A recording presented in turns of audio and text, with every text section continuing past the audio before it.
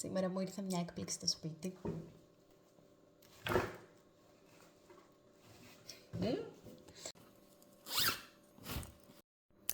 Για πάμε να ανακαλύψουμε τι είναι όλα αυτά εδώ τα καλούδια.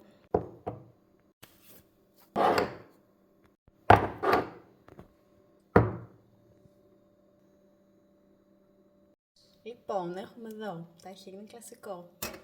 Ένα ταχίνι που είναι ροζ. Με cranberries.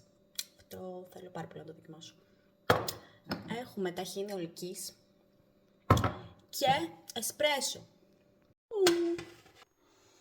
Αυτό το κουτί έχει μικρά χαλβαδάκια.